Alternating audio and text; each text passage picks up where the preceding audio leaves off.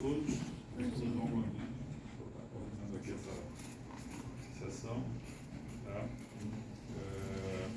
Sessão 8, ST8, aprendizado de máquina e inteligência artificial em cibersegurança 3, tudo bem, tá? E temos 4 trabalhos. O primeiro vai ser apresentado agora pelo Rodrigo Silva: detecção de ataques e negação de serviços distribuídos com algoritmos de aprendizado de máquina. Vai ter 15 minutos, mais uns 5 para a pergunta, e vai ser o cada apresentador. Bom, por favor, Rodrigo. Eu vou te mostrar os sinais aí, você vai saber. Quando der 3, faltando aparecer o warning. Por favor. Bom, primeiramente, bom dia a todos. Eu me conheço, meu nome é Rodrigo Rosa. Sou recém-graduado em Engenharia de Computação pelo Cefet, Instituto Federal do Rio de Janeiro. Está todo mundo vendo? Eu devia ter pegado o microfone. Acho que é melhor usar o microfone, por favor. Então,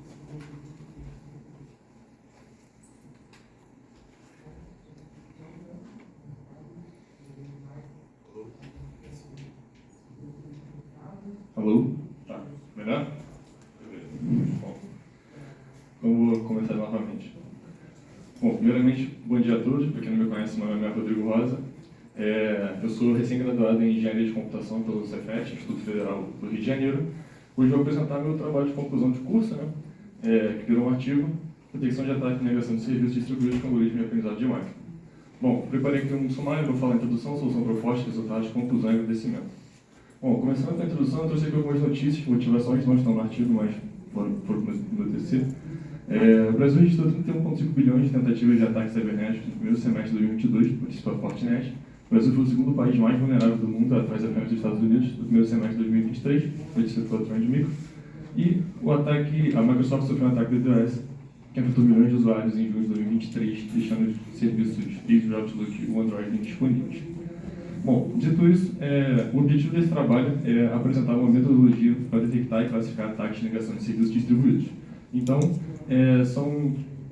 nesse caso, inclui-se 2 objetivos. O primeiro é detectar se há ou não um ataque, classificação binária. O segundo é, uma vez que há um ataque, qual tipo de ataque é, então classificação multiclasse. Já dando um spoilerzinho, a nossa metodologia possibilitou a redução de atributos acima de 90%, mantendo ótimos resultados. Bom, aqui eu trouxe um pouco da arquitetura que nós utilizamos, é uma arquitetura padrão, clássica de trabalhos que envolvem aprendizado de máquina, porém o nosso diferencial está exatamente aqui, nesses 2 etapas, pré-processamento e balanceamento de dados. Bom, eu trouxe aqui um fluxograma do dataset que nós utilizamos, foi o SIG-TDS 2019, dataset feito por uma equipe especialista em segurança da University of New Brunswick, do Canadá. Ele contém ataques de reflexão e exploração, que se subdividem em ataques baseados em protocolos, então TCP, UDP ou ambos. Nas células vermelhas nós temos os ataques, são 3 ataques no total. Para a classificação binária nós utilizamos todos os 3 ataques, codificando os tráfegos de ataque para 1 e tráfego legítimo para 0. E na multiclasse nós pegamos 7 dentre os 3 ataques e alocamos em 4 categorias diferentes, que eu vou explicar mais para frente. Bom, aqui entra a parte para processamento. Primeiro nós começamos removendo as linhas com valores infinitos, United Number, depois remoção de linhas duplicadas para evitar redundância no modelo. Depois fizemos a normalização dos dados para intervalos de -1 a 1, porque nós utilizamos modelos sensíveis à escala, como MLP e SVM, classificação binária de codificações que eu já mencionei, e só um detalhe aqui para codificação no MLP, temos que fazer o Manhattan Code para se adequar à arquitetura da rede. Bom, aqui vem o nosso diferencial. Nossa seleção de atributos é feita em 2 etapas, etapa 1 e etapa 2. Na etapa 1, nós primeiramente removemos os atributos de metadados, que são os atributos relativos à rede na qual os pesquisadores criaram para simular os ataques e criar o dataset. Então aqui entram atributos de IP de origem, IP de destino, porta de origem, destino, timestamp, entre outros. Depois nós fizemos uma combinação das técnicas de seleção de atributos Variance Threshold, que é o limite de variância, e Feature Importance. O Feature Importance ele é um método do Handle Force, que ele já te retorna uma lista contendo os atributos mais importantes, e os seus respectivos score. O que nós fizemos? Pegamos essa lista, ordenamos em ordem decrescente, então nós pegamos os primeiros 10%, dessa lista, depois os primeiros 20% dessa lista, os primeiros 30% e 40%. Fizemos um range de 10 até 40, pulando de 10 em 10. E aí fizemos uma combinação, então tipo 0% de limite de variância com 10% de feature importance. Aplicamos o dataset, isso gerou um conjunto de dados, aplicamos nos modelos, anotamos todos os resultados nas métricas que eu vou mostrar mais para frente. E fizemos essa combinação.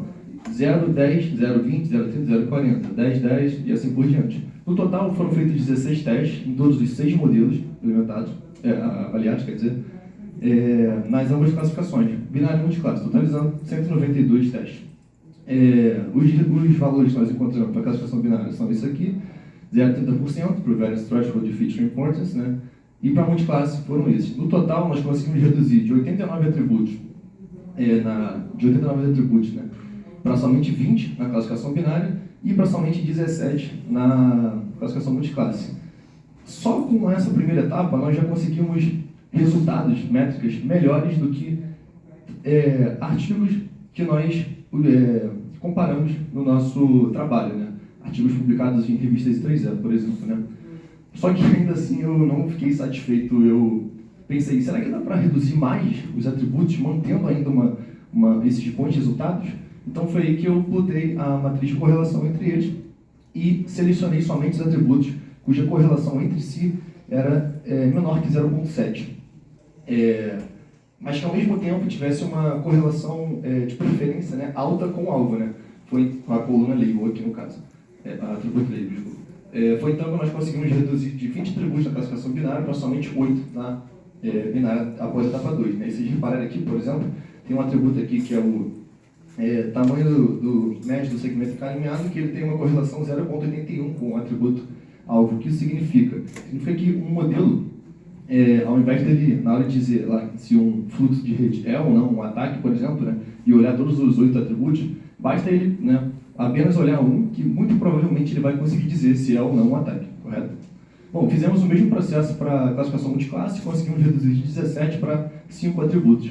Só que aqui tem um detalhe, se vocês olharem bem, tem uma célula aqui que são 2 atributos que têm correlação de 0,99. Aí você pode falar, ué, você não selecionou somente os que né, tinham correlação abaixo de 0,7? Sim. Só que a cada vez que nós removíamos os atributos cuja correlação entre si era maior do que 0,7, né, é o mesmo que selecionar os que são abaixo de 0,7, cada vez que nós removíamos, eu retestava todos os modelos e anotava todos os resultados. Para quê? Para verificar se os resultados eles eram iguais, né, ou superiores.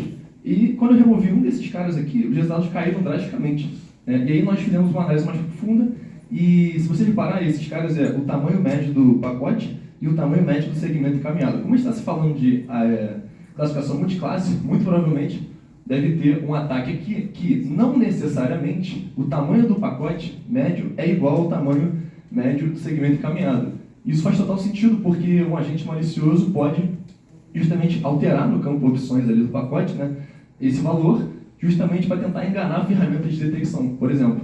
Então, nós chegamos nessa conclusão e decidimos manter esse cara, mesmo ele fugindo da nossa regra. Bom, aí você pode perguntar, por que é importante reduzir os atributos? A resposta é bem óbvia. Quando você tem menos atributos, é igual a menor tempo de detecção. No contexto de ataque DDoS, quem é que se beneficia disso? São empresas que têm redes de médio a grande porte, ou seja, tráfego massivo, tá certo? Bom, agora eu vou falar um pouquinho sobre o balanceamento e conjunto de dados. O SIC DDoS 2019, ele é nota 7 que tem uma quantidade massiva de tráfego de ataque comparado a tráfego legítimo, tá certo? É uma proporção de 0,45%. Quando eu olhei isso, né, a primeira coisa que eu pensei foi, preciso balancear os dados. Então, para a classificação binária, nós dividimos em 2 cenários. Cenário 1 e 2. No cenário 1, nós utilizamos a geração de dados sintéticos, utilizando a técnica SMOOT, Synthetic Minority Oversampling Technique, e nós criamos 2 subconjuntos, um de 320 mil amostras e um de 30 mil. E criamos um cenário 2, somente com dados do próprio dataset, onde nesse cenário 2 nós apenas pegamos a classe majoritária, no caso a classe de ataque, e reduzimos para a mesma quantidade da classe minoritária, 2.870. Fizemos um random undersample nesse caso. Na classificação multiclasse, foi o mesmo princípio do cenário 2, então nós verificamos o ataque que tinha menor quantidade, que no caso é o NetViews, com 3.919, pegamos todos os outros ataques e reduzimos a quantidade de tráfego deles para 3.919, né? E alocamos ele nas 4 categorias. No caso aqui, o TP, SymFlood e MTP, eles são as próprias categorias, e os outros 4 aqui, MSSQL, DNS, LW e NetViews, ficaram na categoria outros. Por que você fez isso? Porque todos eles são ataques de reflexão. Então, a gente alocou tudo numa mesma categoria, caso detectasse, olha, sei que é um ataque de reflexão nesse caso. Aqui são as métricas de avaliação que nós utilizamos. Nos resultados eu vou mostrar somente a acurácia e precisão, porque são os valores que os trabalhos relacionados mais apresentam, né? Mas quem tiver interesse pode ler o artigo que tem todas as tabelas lá, quase todas na verdade. Aqui são os modelos avaliados, então Naive Build sem PCA, com PCA, MLP, árvore de decisão Random Forest SVM, todos implementados pela Scikit-Learn, exceto MLP, que foi utilizado no Garage TensorFlow. Então aqui vem os resultados. Aqui eu tenho dois gráficos, né? No eixo X eu tenho os trabalhos relacionados, do gráfico da esquerda, e no eixo Y, esse percentual de acurácia. O melhor trabalho relacionado foi aqui o do Stilwan, com o algoritmo J48 fez 99,87% de acurácia, utilizando 52 atributos, nesse caso aqui. Já no nosso caso, no nosso cenário 1, ou seja, com dados sintéticos, né, nós tivemos nos dois subconjuntos de dados resultados melhores do que o trabalho dele. Mas isso você pode falar, pô, é uma comparação injusta, você está comparando os subconjuntos de dados com cenários sintéticos com um trabalho que não utilizou isso. Sim, eu concordo. É por isso que existe o nosso cenário 2, onde nós utilizamos somente dados do próprio dataset.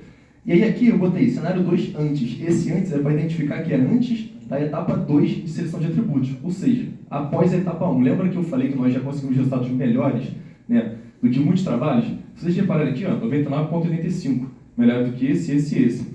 A gente perde aqui por 0,02, né? Só que aqui com 20 atributos, ele aqui com 52. Então, muito provavelmente, a nossa detecção é mais rápida, tá certo? Opa. Aqui, já na parte de precisão, né, nós temos aqui ainda o J48 com 99,9, mesmo processo. Nosso cenário 1 com dados sintéticos melhor, e aqui o nosso cenário 2, nesse caso, equivalente, tá certo? 99,9 e 99,9. Isso. Aqui já no relatório da classificação multiclasse, nós estamos comparando com um trabalho de um Nazarondin, nesse caso, né, e nós tivemos resultados equivalentes entre elas. Então, tanto eles quanto nós conseguimos detectar com 100% de precisão o tipo de ataque sim, e com relação a todas as outras métricas, nós tivemos 99% de resultado, né, com exceção aqui do UDP no recall, que teve 0,98. Mas se vocês tiverem interesse de olhar, né, ver o artigo do Nazarondin, os resultados são extremamente equivalentes. Bom, como conclusão, aqui tem um resumo de tudo que eu falei. O mais importante aqui, na classificação binária, nossa metodologia conseguiu reduzir para 8 atributos, é uma redução de 91,01% total também do total de atributos do dataset, e na multiclasse, 5 atributos somente com 94,38% de redução. O restante aqui é um resumo do que eu acabei de falar ali dos resultados. Bom, é isso. Muito obrigado.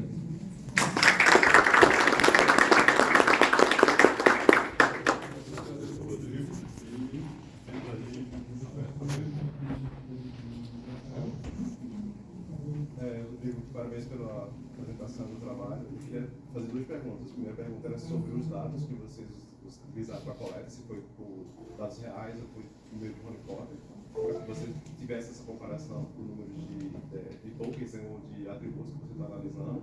E se vocês pensaram em propor algum modelo que fosse relacionado a alguns tokens ou alguns atributos que pudessem ser um pouco mais precisos, né, em termos dependendo do que você vai ter de acurácia em termos da coleta desses dados. E a outra parte seria a parte do treinamento, para o lado dos resultados, né, que comparado até com o outro artigo. Queria saber mais ou menos qual o diferencial em relação àquele ponto lá. Por favor. Você poderia repetir uma por um? Tá. A primeira pergunta é saber se esses dados coletados foram dados coletados reais ou através de algum mocados ou se for por meio de honeypot. Você coletou e simulou um ataque DDoS para coletar esses dados ou se você usou de maneira real? Não, os dados nós pegamos inteiramente do dataset SIG DDoS 2019. Foi puramente dali. Aí tu não pensou em coletar de outras fontes? Só Não. isso? Tá, e a outra pergunta era sobre aquela questão da quantidade de tokens, né, que você comparou com outro atributo, com outro artigo, né, e se você, nessa análise que você fez, se você propõe futuramente detalhes relativos assim a ter uma fase ou um caso onde você usa as atributos e aí você tem uma resposta, tipo ataques reflexivos, ou basicamente quando é um ataque massivo mesmo, onde você tem que realmente coletar esses dados e realmente fazer contra-ataque, né, que seria reduzir esse ataque DDoS. Foi o... Não sei. Não, mas você chegou a falar sobre essa questão que usou mais parâmetros, o outro artigo usou outros atributos. É só essa questão que eu queria saber, realmente. Que tu falou sobre os resultados ali. Sim. Pode até botar o slide lá e falar sobre isso. Qual? Tu comparou Precisão, nesse caso. Isso, a precisão. Porque eu não vi a detalhe ali que falou desse artigo aí, o último que está em verde. Invertindo. Sim. É que eles chegaram a 99,9% de precisão utilizando 52 atributos, no caso deles. E nós aqui, nós reduzimos após a etapa 2 para 8 atributos somente, só que a nossa segunda etapa de seleção de atributos, se eu não salvo engano, né, ela ficou com um resultado um pouquinho inferior ao deles. Aí para comparar, aí esse aqui em específico, para comparar, eu utilizo os resultados da minha seleção de atributos após a etapa 1. Entendeu? E aí a gente conseguiu reduzir de 89 para 20. A etapa 1 é aquela que eu faço a combinação de Variance and Threshold com Feature Importance. É isso que eu explico aqui. Legal. Achei interessante isso aí que tu fez, porque realmente isso serve muito para a gente coletar os dados. Obrigado. Por favor. Bom dia, parabéns pelo trabalho. A minha dúvida, não sei se você falou, eu não acompanhei, que foi bem rápido. Com relação à quantidade de rodadas por experimento, vocês realizaram quantas rodadas por experimento, por exemplo? O experimento seria... Para cada resultado desse, né? Então você executou um experimento, correto? Quantas rodadas, por exemplo? Para cada ataque? Cara, eu fiz muito teste. Muito mesmo, muito mesmo. Não, mas ele está perguntando quantas vezes você repetiu o mesmo teste. Pô, não lembro. Pelo menos foi 3. Ah, não, tá falando o quê? Para chegar nesses resultados aqui? Isso, por não, exemplo, sim, você executou 30 vezes, repetiu 30 vezes o experimento, repetiu 60, repetiu sim, 10. não, sim. Eu fiz muito teste para pegar os hiperparâmetros, né? E também para aqueles valores lá do Variance Threshold e Feature Importance. Depois, uma vez que eu já consegui os valores, né, que me atendiam, digamos assim, né, eu podia repetir várias vezes e dava sempre os mesmos resultados, tipo, que a gente chegou, entendeu? Várias vezes, quantas vezes quiser, assim. Vou deixar um detalhe, assim, de acordo com a semente, né, de algum... Você não definiu nenhum parâmetro, vou executar 10, 20, 30, 100, não definiu, né? Acho que não. Então, beleza. Obrigado. Pode conversar melhor depois. Não, beleza. Ok. Cara, uma dúvida só sobre sua base de dados. Ela continha também valores de tráfego legítimo ou só de DDoS? Não, legítimo também, só que era muito pequeno. Esse é o tamanho total, né? 639.175 de tráfego de ataque, tá? E de tráfego legítimo, né? Que é o benigno, que eles chamam lá no dataset, é 2.870. Tá. Você não chegou a fazer nenhum balanceamento nesse sentido? É porque eu falei muito rápido. Ah, tá. É porque o trabalho realmente é muito grande, que é possível praticamente apresentar em 15 minutos. Mas você criou dados sintéticos benignos? Sim. Ah, Eu criei aqui no cenário 1. No cenário 1, eu criei dois subconjuntos. Um de 320 mil amostras, né? Ou seja, eu reduzi a classe de ataque para metade e criei muitos dados sintéticos, nesse caso aqui, para a classe benigna. No caso, saiu de 2.870 para 320 mil. É muito, eu sei disso. E a gente criou um outro subconjunto de 30 mil amostras de ataque, então reduziu de 640 para 30 mil. E o benigno, em compensação, a gente aumentou um pouco, né, digamos assim, comparado com o outro, né, para 30 mil. É porque, nesse caso aqui, eu queria corroborar com uma hipótese dos próprios autores do Smooth, que eles diziam que, ao invés de você criar somente dados sintéticos para um único conjunto de dados, né, você fazer esse aumento do sinteste de uma classe minoritária e fazer um random undersample de uma classe maioritária, você obtinha melhores resultados. E aí eu meio que quis corroborar isso na época do TCC também. E funcionava o que eles falavam. Por isso que o cenário 1 também é por esse motivo também, entendeu? Tudo no meu trabalho eu tenho um motivo, quase tudo. Não é nada do nada, assim. Sempre tem um motivo. Ok. Mas eu vou estourando o tempo de pergunta, mas eu não vou conseguir ficar quieto sem dizer algumas 30 segundos. Ou seja, o chair vai estourar o tempo, mas é legal. No teu gráfico, lá no final, você tem os resultados. Um dos riscos quando a gente começa a fazer redução de feature sets, mais para frente, a tabelinha, uma que você tem 1.0, essa linha aí que você botou. Isso aí é quando você começa a reduzir mais, chega uma hora que o overfitting aparece. Isso aí tem todo o cheiro, né? Eu fiz cross-validation. Mas mesmo assim, tem que tomar cuidado. Pode ser porque você pegou uma amostra muito pequena ou porque você tirou feature demais. Tá? Sim, pode ser. Outra coisa é que reduzir feature, dependendo do algoritmo, pode influenciar mais ou menos no desempenho temporal. Então, tem gente que sofre mais, tem gente que ganha mais, tem gente que ganha menos. Eu acho legal reduzir feature porque é como se você estivesse fazendo o processo de abstração, né? Tira o que não interessa e fica só com o que interessa. Se tiver um método explicável, pode até te dar insights sobre um ataque. Tá? Esse dataset aí do SIC-DS 2019, eles têm vários lá. Esse SIC é o departamento de computação lá da UNB, não é de Brasília, é University of New Brunswick. Eles têm vários datasets. Esse é um dos melhores. Agora, quando você pega um volumétrico, dá um desbalanceamento ferrado em cima do predicto, porque da própria natureza dos ataques envolvidos. Né? Mas tudo bem, eu vou ficar por aqui, depois a gente conversa mais, senão eu vou interditar a sessão. Não é uma boa ideia o chair fazer isso. Tá? Então, eu agradeço ao Rodrigo. Oi? Tranquilo. Então, vamos lá.